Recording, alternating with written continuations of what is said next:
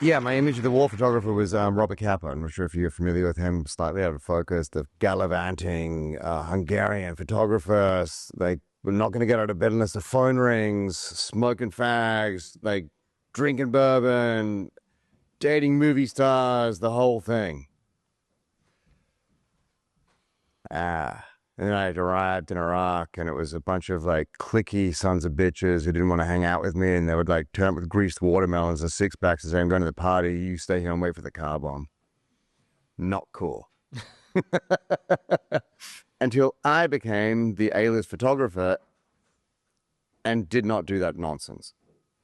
I tried to lead by example. I started working for the New York Times. I mean, I arrived as a nobody Australian photographer. I left as a nobody Australian photographer, but older. Um, but on assignment for the New York Times at that point. Didn't go and start working for the New York Times because I thought it was like the be it end all glory of journalism. I started working for the New York Times. I was trying to date one of their journalists. That didn't work out. My fixer actually ended up marrying her, which is pretty cool. But Sorry. it's another one, yeah. But more than anything, I fell in love with Iraq. And I fell in love with the story, and I fell in love with, believe it or not, the Americans and what you guys were fighting for. I know that you weren't. I know that you invaded on the wrong premise. I know that you were invaded on false intelligence. I know that the whole thing was backwards fucked up. But what I saw and what I set out to see when the Americans, because I had never met a group of Americans this big as in this room before this. Like I had met a boss of Americans in Sydney or Melbourne in the studio.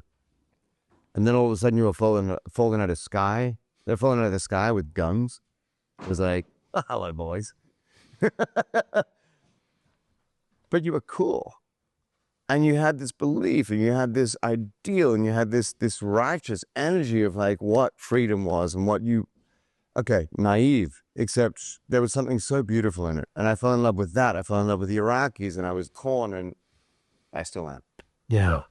I think for me, that's one of the things that it's like there's these kids. I mean, a lot of them they're kids. I especially feel that now that I'm a little bit older Yeah. and have kids of my own. They're kids and they're so earnest and so wild. I mean, one of your photographs, which people will see, is a Marine like sliding down the banisters in one of Saddam's palaces, right? And and then another one of them is a hooded insurgent with the shadow of a Marine over him. Who's being shot? Yeah. Both anonymous in the imagery and the like vitality and innocence and human connection of the one photo versus the sort of abstracted combatants imagery of the next is just so striking in your work. I think the thing is that we can, oh, I'm sure all of us on this panel can relate to, is one of those images. The guy sliding in the banister was used throughout the United States as an image of victory. Right. We made it. Like, we made it to Tikrit. Saddam is gone. Like, Iraq is free. Those of us that were there realized this is the beginning of the war. To the editors back home, it was the end. You know, it was victory. You know, George Bush landing on the aircraft carrier, mission accomplished. In Europe, the same photograph was used to say, look at these idiots. It was one photograph with two different narratives, Right. which I keep finding in my career. Like, I will have one image with multiple different narratives coming off the same picture. We go out there and we take one picture, and then it's out of our hands. As journalists, we try to tell one tale, which is what we see, then it's out of our hands. I don't feel like. And the Victor, so when you went to Afghanistan. So this is a different phase of the war, right? The global war on terror. And you're not a sort of young freelancer. You've been doing work in Guatemala since 2002. You've been documenting social conflict, which has roots in genocide that goes back to American policy in the 1950s. And then in 2009, you head to Afghanistan during Obama's surge, where essentially we were supposed to recreate the success that supposedly we had in Iraq, in Afghanistan. And I wondered if you could sort of answer the same question as Ash, but you were in a different sort of place. Yeah, right. You know, I was kind of lucky in a way because I started kind of a little late. I was like about 30 when I even tried to start in Guatemala. And by the time I went to Afghanistan for the first time, I was like 36. So I was like a little older and a little, I wasn't any wiser. I was green, super, super green.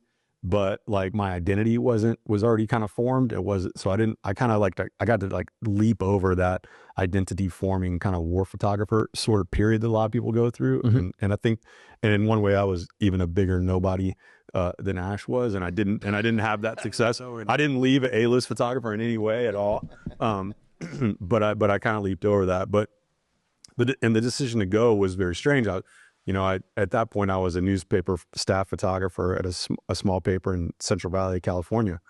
And, I'd spent these years documenting Guatemala, and I'd photographed the mass graves. I'd photographed the human rights violations. I'd photographed the legacy, the kind of reclamation of historical memory in that country, right? And one of the things that the engine of all of that killing was a counterinsurgency doctrine that was implemented in the country. And so Obama gets elected. They're trying to take the lessons from Iraq that had been successful, especially in the north of Iraq.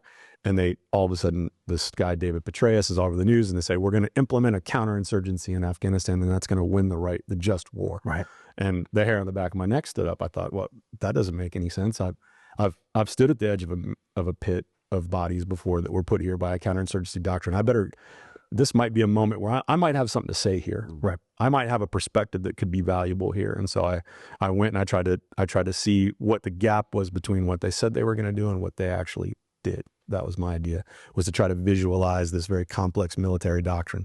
So I read up on it, right? I read David Kilcullen, I read, Seth Jones, I read the architects of this theory. And then I tried to figure out how to place myself in places where they were going to implement it and where I could see it firsthand. Right. There's in sort of the introduction to your photographs, you write, clear, hold, build. The people are the prize. Focus on the population, their needs and security. Most of the important decisions are not made by generals. The more force used, the less effective it is. The best weapon in a coin fight, do not shoot. These are all counterinsurgency maxims. These are the ideas that were supposed to win the war. Boiled down to bullet points, ready for slideshows, the tenets of coin doctrine sounded sensible enough, but the war wasn't fought in PowerPoint.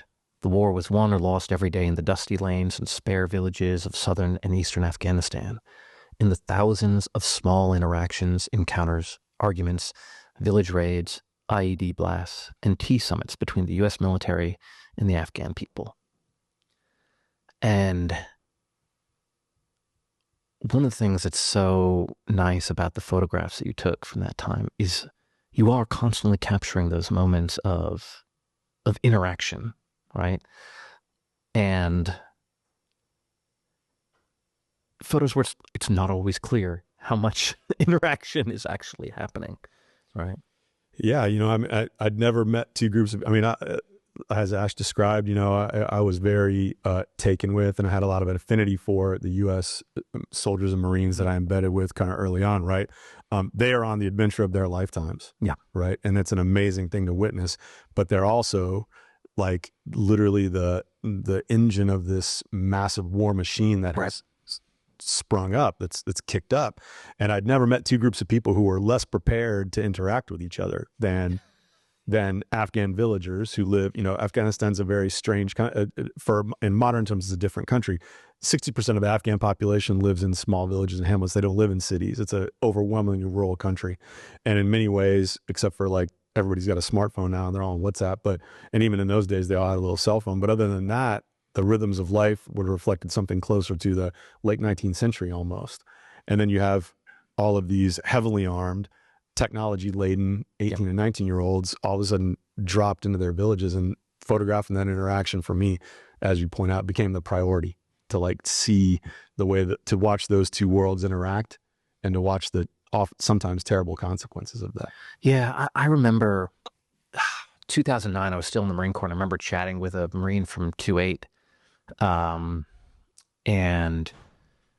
he was heading to a very violent region in Afghanistan. And it's like, how are you going to be effective in Afghanistan? And he said, through cultural effectiveness, right? Because he was 19 and that's what he was told, you know? And he really earnestly believed it.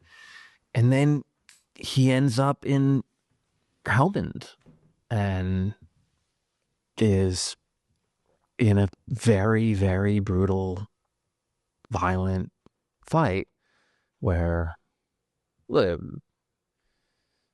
not offending the villagers is also still remains important. It's good that he was told that. But yeah, that was never going to be enough. And he was, you know, as a 19-year-old, never really going to be truly equipped to be able to negotiate the tribal politics of Helmand province.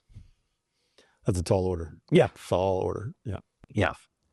Now, did you find the same thing that I said, where your images would sort of get different responses? It was very strange for me because, well, especially on that first trip, I went that year and then I went the next year and kind of did the same thing in 2010. And I was working in a very different mode, right? Like I had like little tiny assignments that would kind of make me a little bit of money, and I had some grant money. And so my pictures weren't like, I was definitely knocking on the door of all the big publications and they were not opening the door. Mm-hmm. And so it took me many years to where I was in a position where my pictures were kind of making it out that way. I kind of had more of that experience much, much later. Mm-hmm. We can talk about that later. Yeah. You know, no one is into. I remember you saying though at that time that you back in like I think it was 2010 that you were struggling to even get people to answer the door. Oh yeah, the fun. Like they didn't give a shit about Afghanistan. They're like, this was still a forgotten war. It was tough. It was tough. People didn't want to, and also people like didn't quite relate to. You know, I was saying, hey, listen, isn't this crazy that there's this military doctrine and I could take pictures of it? And people were like, no one cares about that, man. Like, right.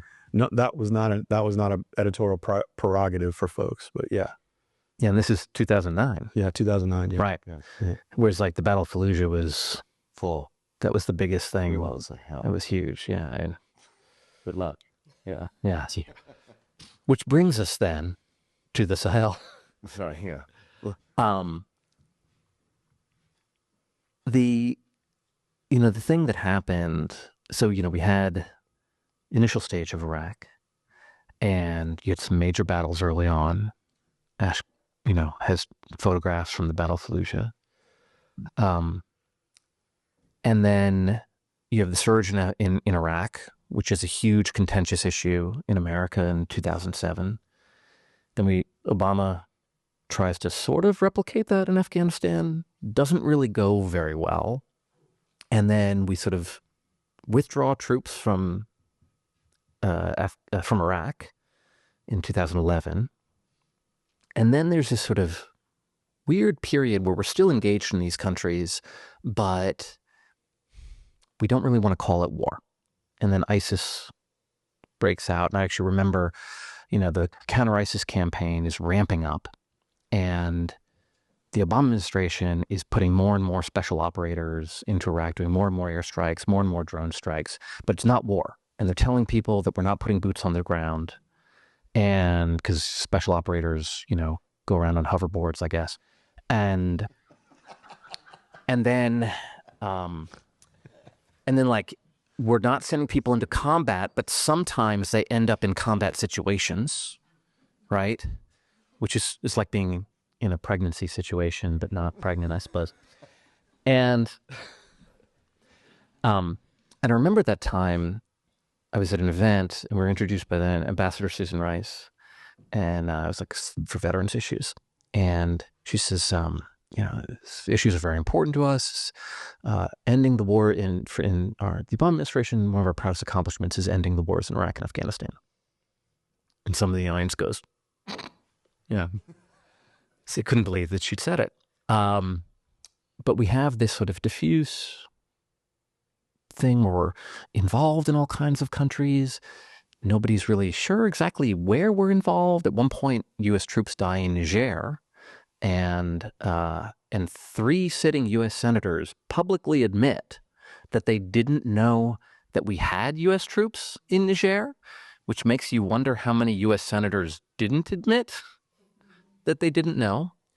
And the year after that, you head to West Africa, and your job is going to be covering these conflicts that not even our senators are paying attention to.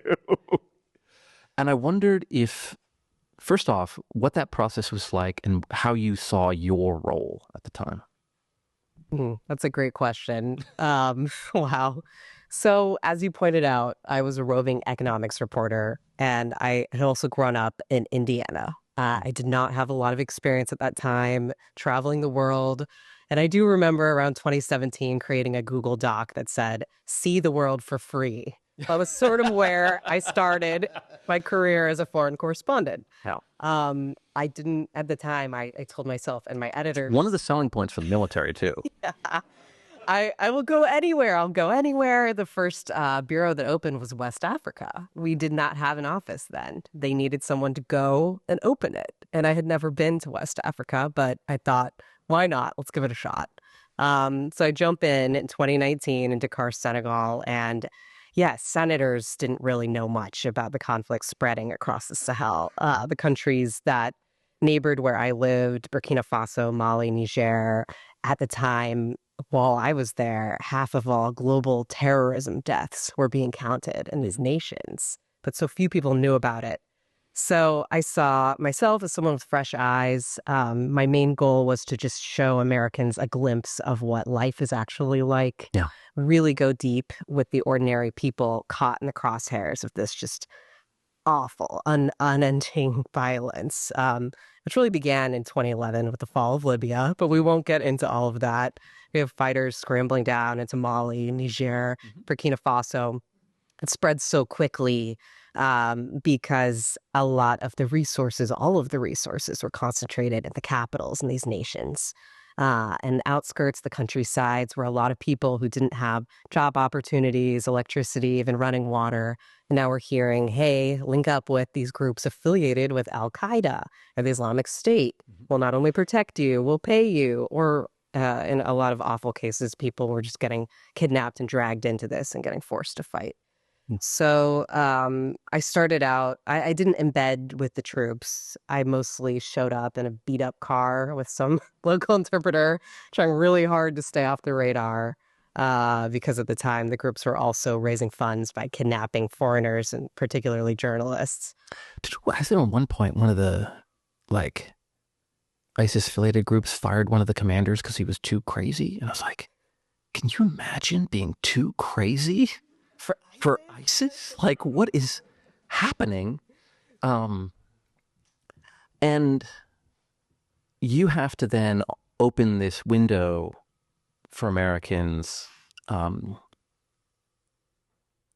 to a world that they're not aware of. But as you mentioned, like, American interventions are directly related to some of the things that are going on here. Yes. And so it's not just abstract violence, happening overseas. It's something that we actually do have a direct linkage to and responsibility toward. And then it's like, how do you hook people in? Yeah, the big question was so much going on and in such far-flung places for people. I don't think a lot of people know Timbuktu is in Mali, for example. How do you make them care? My approach usually was to find the universal and the local, which is what these two do so well as well. Just really get to know people at the center, maybe. So I'm not in a tank. I'm in someone's kitchen for 10 hours watching them prepare dinner as we talk about what life was like when their home was burned down and when assailants drove them out of their village, and just try to show my audience back home we've got a lot more in common. These people are watching the Kardashians on their iPhones. Yeah. You know, we're all humans here, and they matter. The girls don't know each other, but they live in identical plastic tents about a mile apart. They're both 12, struggling to adjust here, pining for what they can only see in their dreams. The cows, goats, and sheep, says Hamza, a daughter of Fulani herders. Our house made of stone, said Miriam, a daughter of Dogon farmers. Their families escaped to neighboring camps this spring after gunmen stormed their rural villages in central Mali, spraying bullets into bedrooms and torching grain huts. And it's just a very quick, sharp, and I thought really touching introduction. I wanted to then ask you, because, you know, we were talking beforehand about how normally people don't put photographers and journalists together. Word people and picture people. Geniuses. I'm in awe, actually, of these folks. And I remember, this is years ago, somebody had taken one of your images, Ash, and they'd incorporated it into like a kind of collage art. And somebody had posted it, it was like with a bunch of other things, and posted it on Twitter, and they tagged you, and they're like, hey, somebody used one of your images. What do you think of that? And you were like, I hate it. Devoid of context, the image just becomes kitsch, right? And I wondered if you could talk a little bit about the relationship between the journalists and the images, and because I think that there's something really remarkable about a well-reported piece that's been well illustrated with photographs, where it's not just that there's a great photo that hits you in a particular way, or there's a great story, but they sort of mutually reinforce each other. This is the thing. I mean, I think this is, you catch me if I start falling outside here, except there is great art and then there is great journalism. And I think that I hesitate to call myself an artist. I call myself a craftsman. I call myself a journalist before I call myself anything else. The only artistry that comes into my work is to make something beautiful, to illustrate the thing that I'm seeing to you so that you can see it, so that you can connect with it. If I show you an image that is out of focus, that is badly composed, that has terrible light, you're going to turn the page, you're going to walk past that thing in a gallery, you're not going to look at the wheat paste that I put up in front of your house, maybe on your house.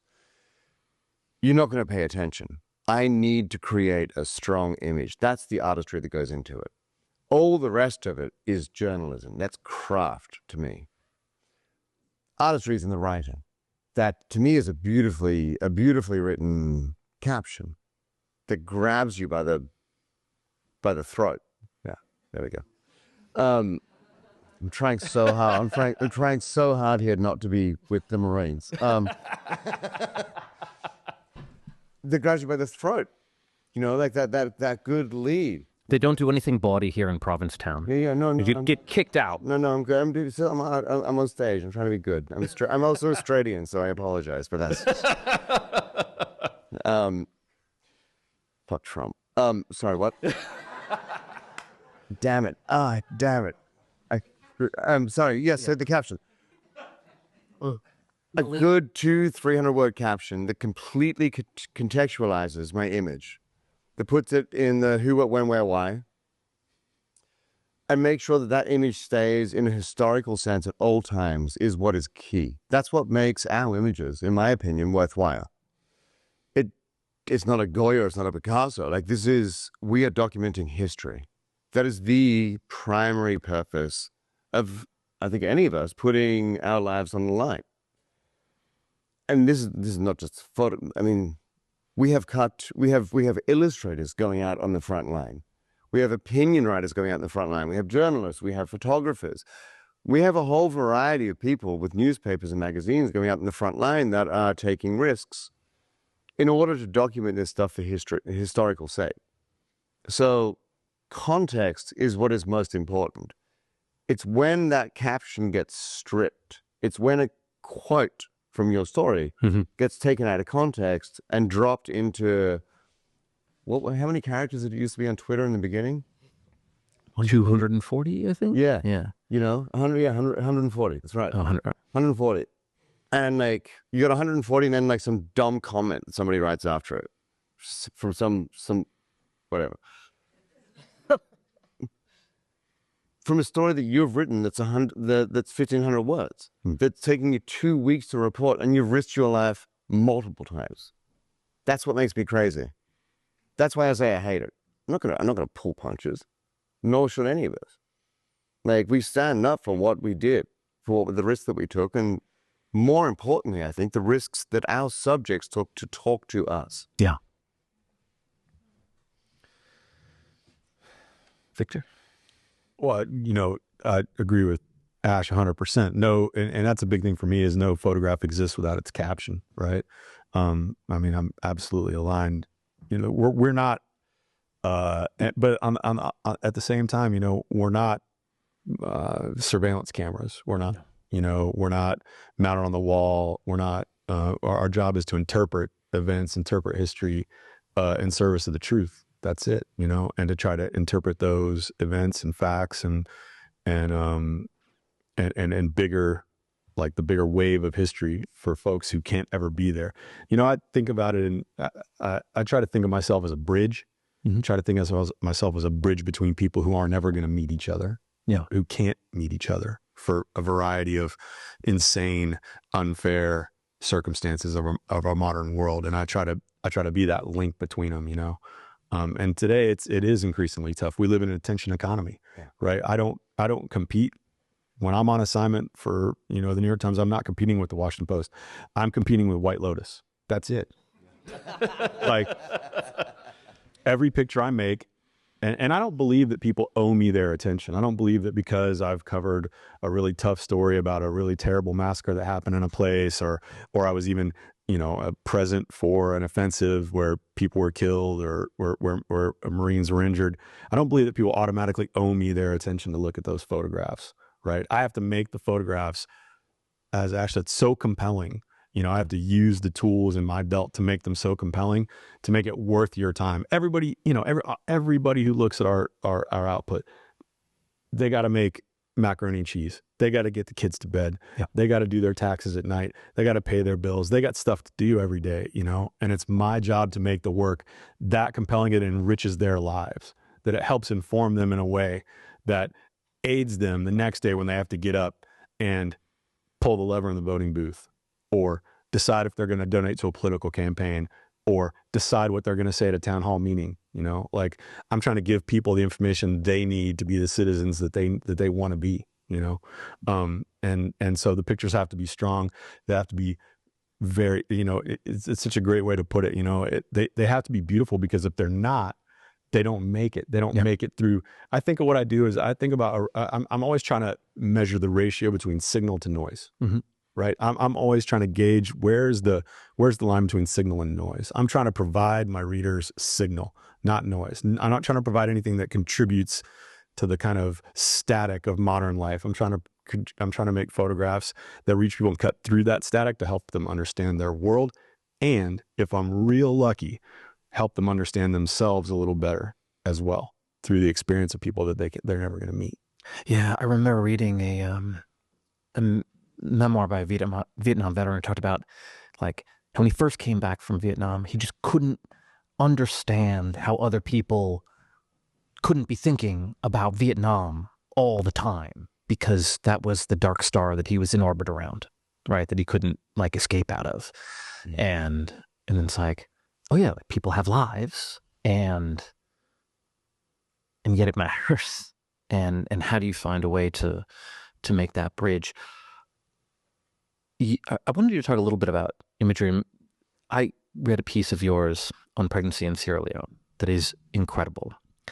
And in particular, one of the things that I noted was, like, is you look at the imagery, and it's arresting imagery, but you don't necessarily know what you're seeing. And then when you read the story, which is about, it's one of the deadliest places to be pregnant, and the story opens with a young mother going in, and they ask her if she brought her blood, because you have to bring your blood with you. And she hadn't brought her blood, which, just type in her name, pregnancy, Sierra Leone. You should read the story. It's amazing. And when you read the story and you get into, and then all of a sudden the imagery, and also there's video as well, starts hitting you. And I wondered if you could talk about working with photographers and what that does to, what you're crafting. Absolutely. That story was a team effort that began with a really horrifying stat that 1 in 20 women over the course of their lifetimes who become mothers or become pregnant in Sierra Leone will die. And I wondered why now in modern times that was still possible. But I did not want this dense block of text. No one was going to get through those 4,000 words or really understand what life was like without photo, without video. So I teamed up with a local videographer, Michaela. She's amazing. She's from Freetown. I watched her in action hopping on the back of a motorbike to chase an ambulance when the young woman I was following, Susan, complained of pain. Also weird to be talking about this while very pregnant. Sorry. Yeah. I'm using the belly as a... I told her over email, it's like, I want to talk to your piece about how deadly pregnancy is. Love thinking about it. And then she shows up and she's like, hi. Yeah, hi. It's 6 months. Yeah. So working with Michaela, working with the photojournalist Melina, it was kind of like a long few camping trips together. We were really, really out there in an extremely rural part of the world. We went 3 times through different parts of young Susan's pregnancy. And one thing that was horrifying from the beginning, Susan, her mother died giving birth to her. So she grew up with this fear of pregnancy. She did not know she could get pregnant. She'd gotten bad information. An ovary burst one day, and a nurse told her she would never be able to get pregnant. So here she was facing her worst fear, and we needed our audience to see her, to feel her. We have this like very just gripping video of Susan saying, if I have a baby, if I survive, I hope it's a boy because he will be able to survive. Her words, of course. So Melina's photos and Michaela's video took us right there into the delivery room. She had an emergency C-section, or because if she would have given birth, she would have died. We were there for that. We were there to meet her baby with her and just having visuals, really intimate, responsible, sensitive visuals the whole way through that can only be built through professionals working together from the beginning. I can't overstate how important that is, putting it all together, showing the risk, and finally that moment of relief when she has this healthy 8-pound baby boy in her arms, Evan. Yeah.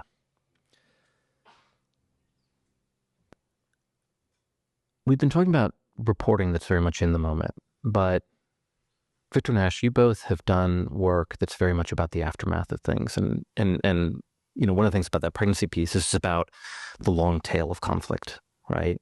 Because one of the reasons it's so deadly is because of past conflict destroying health facilities and services and just general infrastructure of the society. Ash, there's a project of yours that I wanted to make sure to talk about called Bedrooms of the Fallen. And I wondered if you could talk a little bit about it, and then we'll maybe talk specifically about, you've probably seen a couple of bedrooms going by on the screen here, and that's from that project. If you could talk about the bedrooms. See, that's a good example of out of context. Where the hell are those bedrooms out of context on the thing? So I wrote about these earlier, so I've had a good cry. Hopefully I can hold it together now.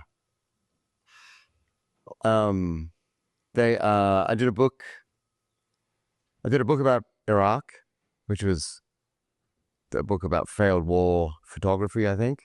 And in the course of working on that project, a Marine died protecting me, and I felt anything that I did failed to apologize for me killing him.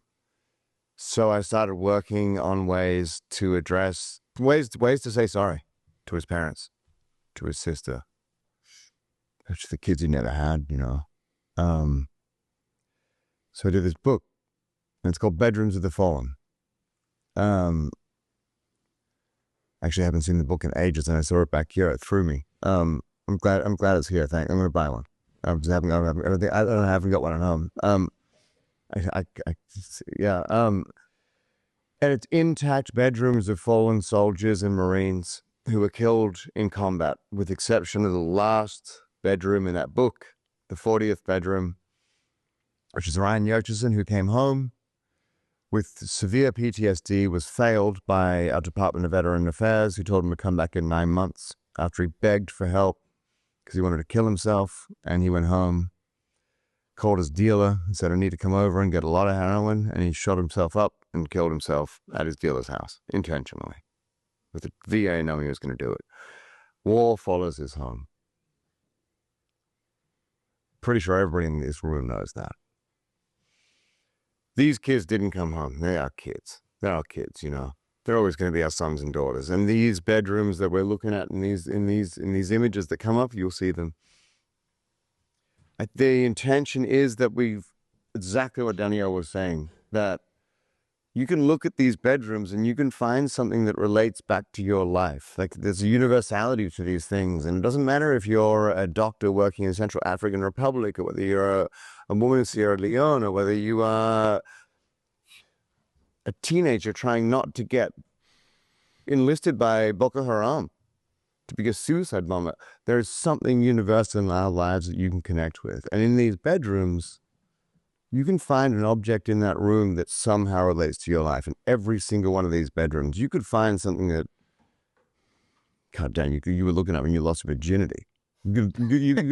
I found a teddy bear that I grew up with in one of these bedrooms. I didn't even realize it until I processed and printed that image. I was too busy looking at the presents on the sideboard that the dad had bought his son in the 2 years that his son had died. You know? These things are shrines. These things are memorials to the greatest pain that a human being, from what I understand, and I hope I never have to endure, and I hope that none of you have endured. Maybe you have, and I'm sorry if you have. But the greatest pain a human being can possibly endure, which is burying your child. This is the cost of war. And this is the cost of a volunteer military. I don't think that we would sign up for conflict. I don't think that we would have gone downrange in Iraq. And I think that our experience in Afghanistan would have been far shorter had we have had a draft. The fact of the matter is, what we've got right now is 1% of the country serves. And that's when you sign the dotted line as a volunteer. And I respect and I admire and I tip my hat to those men and women who do that. And non-binary. However, we do not answer that call as a democratic nation when it comes time to look after these people when they come home. And this book was supposed to address that. So what you're looking at now is actually how we met. Yeah. That's Nick Zaros's bedroom. Nick was a Marine from Yarmouth, not that far away. Yeah. And so he'd been in Iraq before he died in Afghanistan. And a friend of his died saving his life, named Jordan Harder, whose bedroom has also been, that's the other bedroom that's been cycling through. So Harder had volunteered for gate guard duty. And Zaros had actually wanted to volunteer. He was that kind of kid. Like, I knew him a little, and he always volunteered for the crappy things that other Marines didn't want to do. You know, just like one of those like small things. But you're like, oh, he's that kind of guy, right? So that his buddies don't have to do it. But Harder had gotten there first. He's on gate guard duty with another Marine named Jonathan Yale.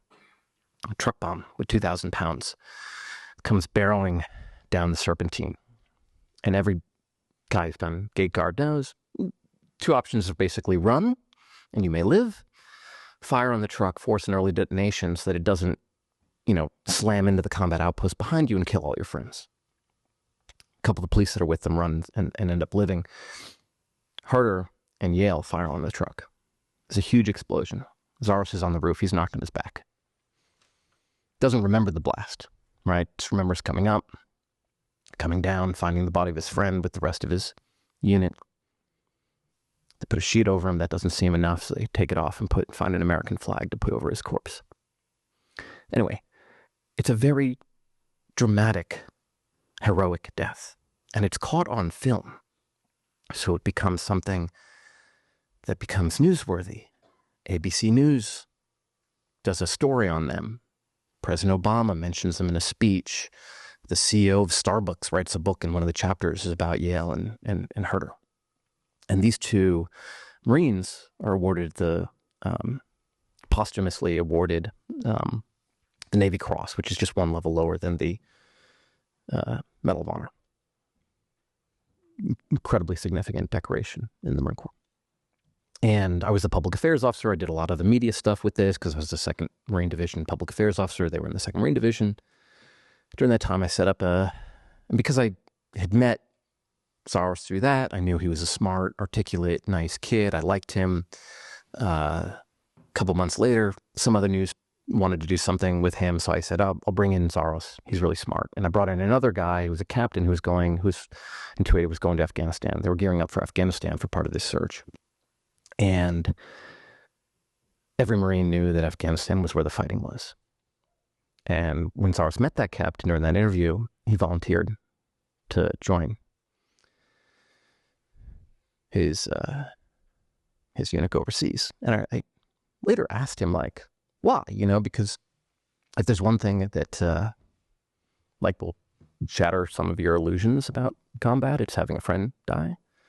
And he said he knew that Afghanistan was where the fighting was, and he knew that unit was going to experience what he did, which was having people that you really love die, and then having to go out the next day and the next day.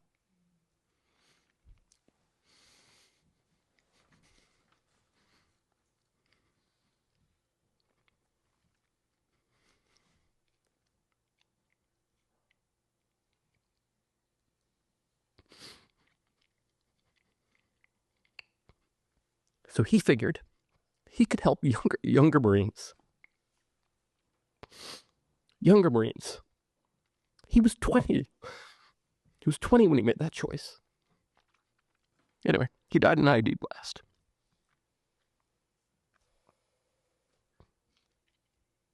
Sorry, I find it very hard to talk about, especially now that I'm a father, right? I didn't know him very well. I admired him. Saw him the day he went off. He dies in an IED blast. An IED doesn't give you opportunity for heroics, It's how most Marines and soldiers have died over these wars. It's just an anonymous blast in the road. But, anyway. So, and a lot of times when I think about courage, I don't just think about those moments that are really dramatic. I think about him making that quiet choice, right? That a lot of these kids make. He was 21 when he died. That's his bedroom. And as I said, I only knew him a little, but when I saw that photograph, it was like, oh my God. You can see him in the other photograph in Jordan's bedroom, the next one that comes up. His whole platoon that survived, the whole platoon of whom he saved their life with Yale, sent a picture to his mum, Joanne Lyles, in Sag Harbor. And it's a picture of all of them alive, smiling, laughing, because they're sending the picture to their mum. And Nick is the one looking over his shoulder. You can see it. Sorry. Nick's the one looking over his shoulder, laughing, holding up his rifle. Yeah. It's like the sweetest looking kid. Your experience, I think this is one of the things that I find so interesting. Like, we all have these windows of experience with similar people and similar stories that is just so different. Like my experience with these guys is they're the same kids, but mine is that Jordan died sacrificing himself knowingly when this truck comes in and he shoots it, dies. Nick's father drives down to Sag Harbor to say to Jordan's mum, "Thank you for raising a child with the courage to stand his ground so that my son could come home and live to continue to be my son." 8 months later, his son is dead. Now Joanne is going up to here, to Yarmouthport, to say, "I'm sorry that your son's dead," and now Steve is saying, "At least I had 8 months. At least he had 8 months." And it's this, I think this is what we're all trying to achieve is we're all connected. You know, I mean, I was writing this thing earlier, just trying to think about what this weekend means. You know, no man is an island. You know, we are all connected. Whether we agree or disagree with what is taking place, we still vote. You know, we take responsibility for what happens. And whether that is in Sierra Leone, whether that's in Afghanistan, whether that's back home, I still feel this deep responsibility for what we did. I don't know how to fix it. I think that's why we have these. I think that's why we work on what we do, right? Well, we're not politicians. So, and I promise that's the last I'm crying. Apologies for that. I was a little bit. That project really affects me. Victor, I want to talk about Cities and Dust, which is a different type of accounting of the aftermath. And well, maybe I should just let you. Can you talk about that particular project and why you did it? Yeah. So I covered in 2016. I covered the battle for Mosul against the Islamic State, where a coalition of countries, or mainly the United States, kind of after ISIS had raided northern Iraq and built their own country between Iraq and Syria, right? They had kind of erased that border and built their own, what they called the caliphate. It was extreme. It was unprecedented in modern times. And the battle to dislodge it from Iraq was at that point, like Fallujah size, like one of the biggest land battles since World War II. And I was commissioned to document that fight for the New Yorker magazine. And, I did the opening 6 weeks of it, it was about 6 weeks. And then, we published our story and it went on for months after that until the spring of the next year. But then that was in 2016. In 2018, and then in 2017, they dislodged the Islamic State from Raqqa. There was kind of twin capitals in Syria. And I was looking at the images and I had been kind of following the fight and following the battle to wipe ISIS kind of off the map and wipe them into a corner of Syria. And I realized that I was starting to get frustrated that I didn't quite, there were pictures of the destruction, but there weren't pictures that really concentrated on the destruction, on the nature. I was so shook by the fact that we live in this kind of technological modern world, and the way to fight a war, and this really kind of previewed Ukraine in many ways, was to absolutely shell a city into dust, like to knock every building down. I follow the war news a lot. I went to Mosul in 2019 and I was dumbstruck by what I saw. And I wasn't seeing pictures. I knew that had happened. Yeah. And I wasn't seeing pictures that communicated that. So I decided, I was like, okay, I'm going to go and just concentrate on like the landscape of destruction to try to make a comment about what it means to fight a war this way, almost kind of a World War I sort of way. Yeah. And what gets lost in doing that. So, so I went to Mosul and spent a week, and then I went to Raqqa and spent a week in Syria, document the same thing. This is a photo from of Raqqa, Syria. Isn't that photo these landscapes of just seeming utter destruction and then a human figure? Yeah. And it's like, oh yeah, And there's a policy dimension to this, right? There's a policy dimension to this. Like there's a reason that we decided to do this. And the reason was to save fighting power, to save like lives on quote unquote our side in order to like inflict a cost on the other side. But the collateral cost of that was tragic's not the word. It was devastating. It was cataclysmic and is going to have rifts that kind of endure in that region for quite some time.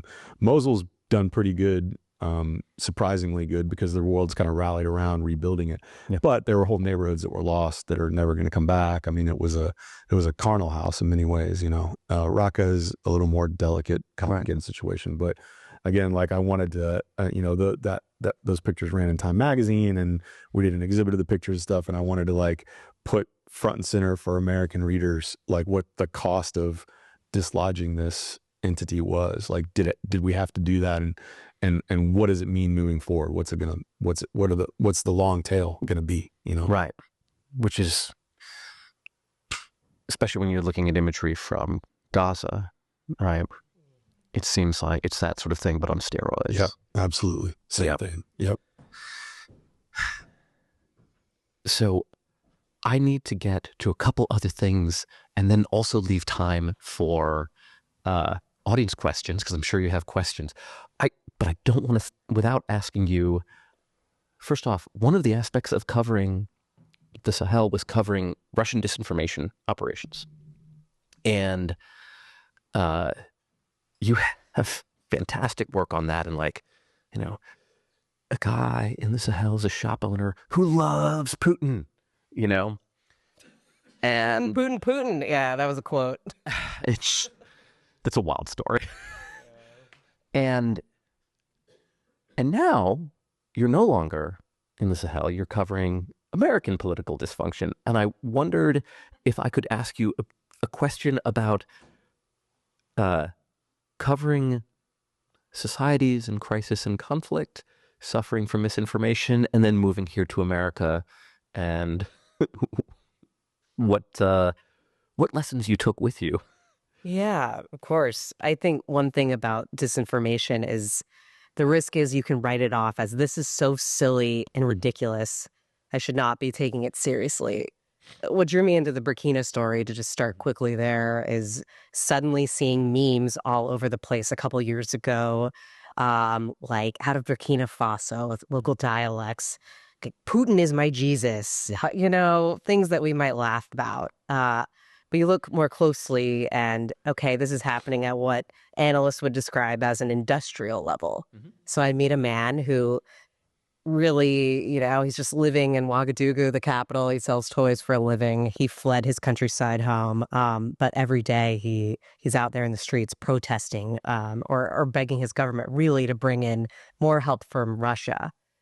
What that turns into is, yes, eventually Burkina Faso in the last 2 years or so, brings in a bunch of mercenaries from the Wagner group. Mm-hmm. And the consequence of that is now we have a bunch of Russian mercenaries who, reporting shows, are killing more civilians than the insurgents ever did. Yeah. So you start with something that you laugh at, you might roll your eyes about, and then now we're at this really awful aftermath. So while I'm covering disinformation in the U.S., which is also surging at industrial levels, I keep that in mind. Yeah. A lot of it has a religious flavor, interestingly. Last year, I followed a man whose brother claimed to be a prophet. And he also sparked the rumor that went everywhere online that Donald Trump had been chosen by God to lead the United States. This goes everywhere, video, photo, all over the place, and people are really believing it. And that actually, later on, we'll see layers of that in the January 6th insurrection. So just take it seriously. That is what I do. I take every little silly meme seriously. And also, we have an NSC director for Africa right now who has written very positively about private military contractors, including Russian ones, which is an interesting turn. Really just across the board, terrible human rights records. We know this. We're interested in minerals and gold and protecting human safety. Right. We know this. And you were at January 6th. What was the... First off, how did you end up in the capital? Because I was broke.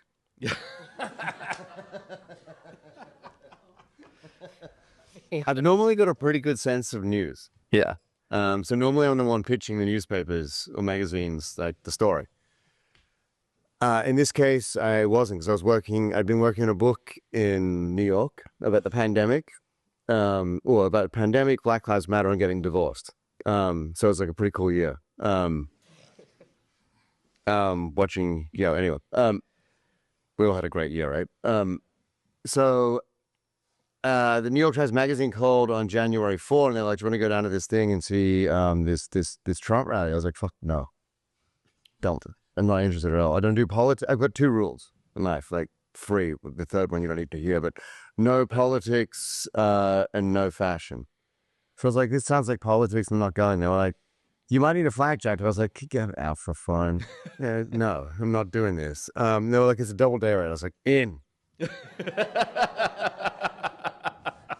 So I went down and went running, did yoga, and like did all my hippie stuff. And then I'm sitting in my hotel room, and like I can hear, like the doors you can open up so you can go to the next room when like you're sharing rooms with like whatever. I can hear through those doors. There's like a bunch of insurrectionists in the next room. They're like, "We're gonna burn this town to the ground." I was like, "Damn. Okay. Better get some sleep." So I stayed in that night, and yeah, they went buck wild. But once again, I didn't really think it was serious until it got really serious. And my editor, you've always got somebody on your back, watching your back when you're working domestically, not internationally, right? I mean, like, this is the difference between working with the U.S. military and working with the media. I have never felt what it's like with the U.S. military, because we're just by ourselves. When we're out there, we're like you said, we're in a jalopy car or with a fixer, and if you get grabbed, you're grabbed. Adios. Like, you're a video.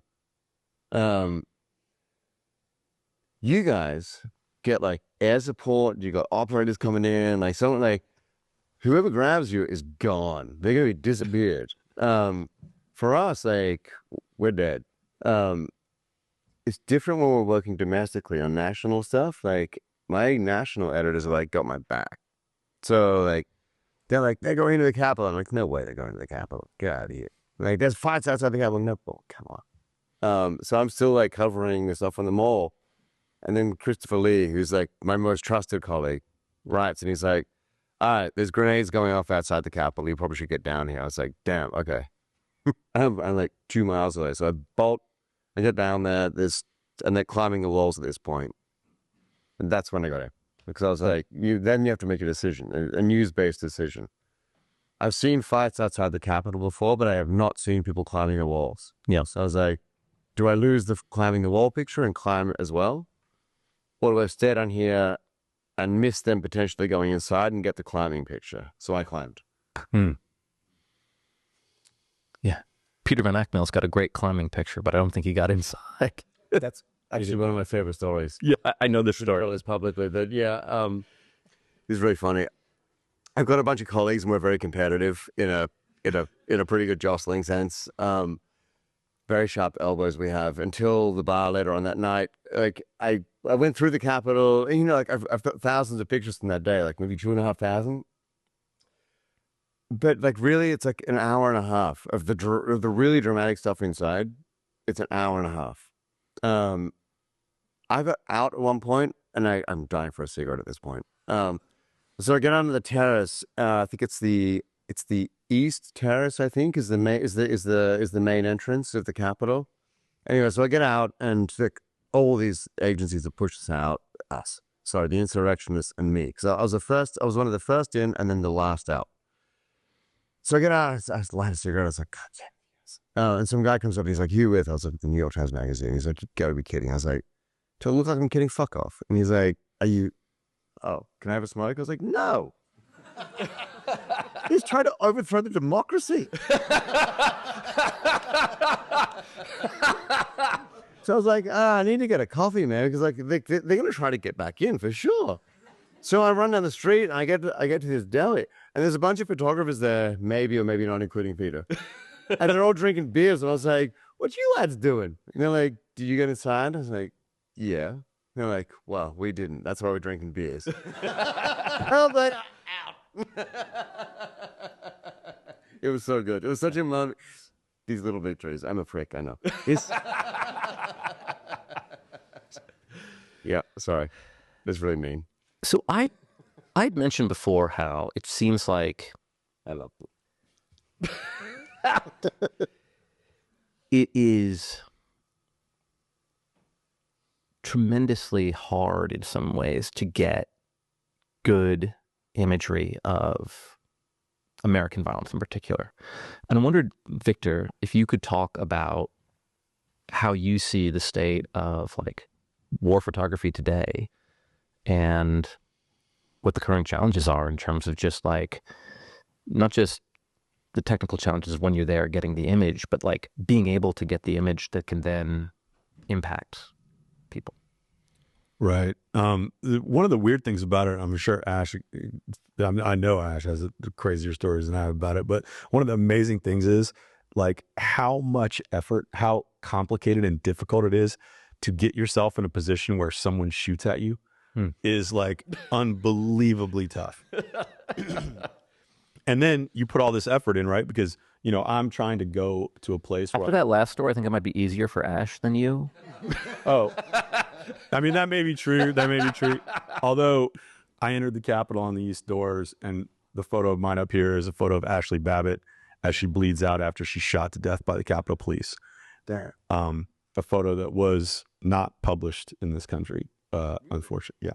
Well, that's one of the things I want, because we were talking beforehand about pieces on Afghans after the fall of Kabul that, for both of us, that got canceled. Yeah. But that was a complicated thing. But I did it. I was in the Capitol as well. I think Ash and I went opposite directions. I entered through the Columbus doors on the east side that day and followed the insurrectionists to the speaker's lobby and was standing a little ways back when Ashley Babbitt tried to jump through the window and was shot. And then the insurrectionists themselves made space for there was only 3 journalists there, myself, Adam Gray, and Dakota Santiago, and they ushered us forward in order to document this moment. And the Capitol Police would have never allowed us to make this picture. But the insurrectionists wanted this picture made for history's sake. They wanted this picture made to document the loss that they had just suffered. And so I made the picture. How did you feel about that? I mean, knowing that they wanted it.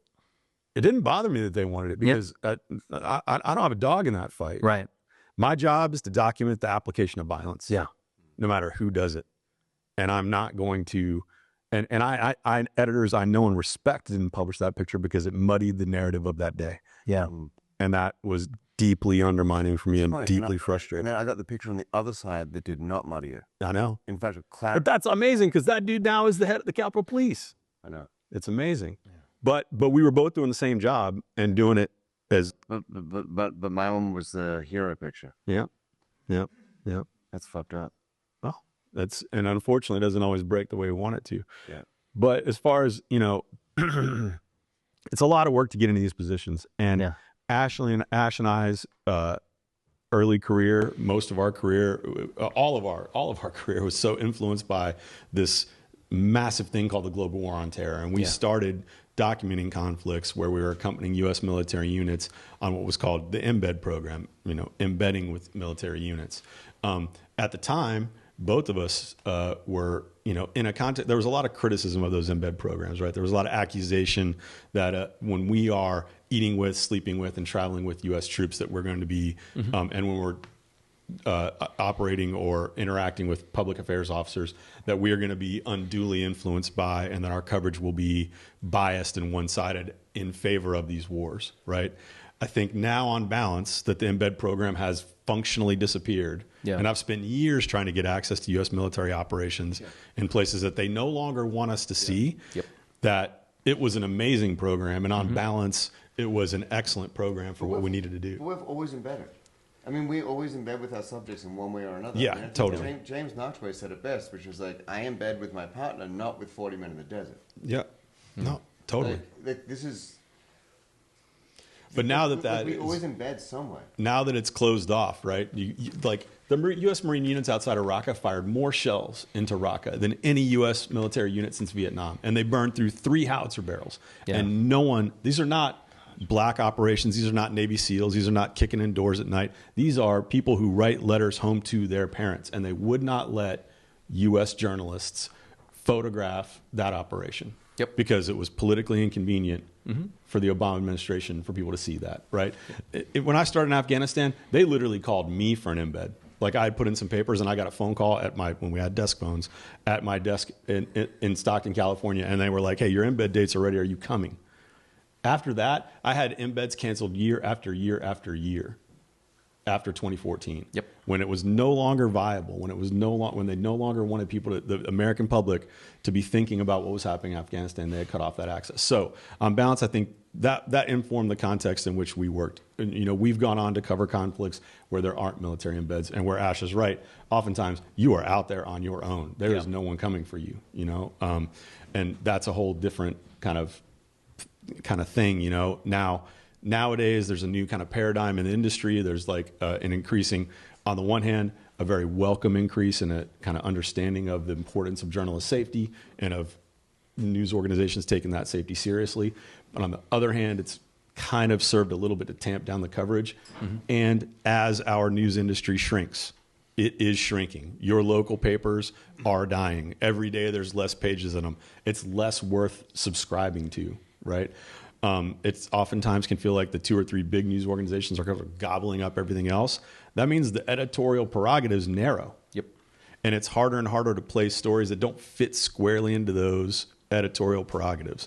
And that's the struggle for those of us who are trying to do work that's a little bit, that's not all over the news today, that's worthy of your attention, but that's not the hot topic on the talk shows, right? And so as that shrinks, it's affecting the way we cover conflicts. And my fear is that, even right now, we can name conflicts around the world that are undercovered. Yep. And that in the service of history won't be documented from a journalistic perspective, right? And I love the term you used earlier about the wallpaper of trauma. It's also, we're also in that kind of visual culture at this point, right? Like where we are inundated. I'm inundated every day with footage of airstrikes in Gaza or people dying in hospitals.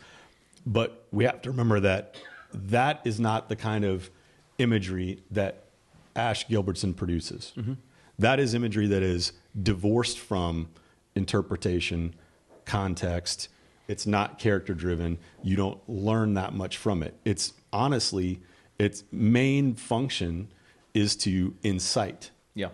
And our function, if I had to boil it all down, I am in the business of understanding.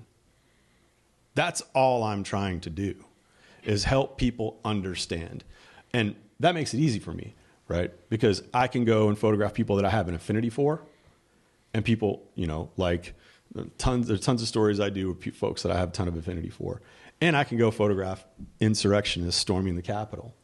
And my goal is for you to understand them. I am not trying to celebrate, lionize, or demonize anybody in front of my camera. That's not my goal.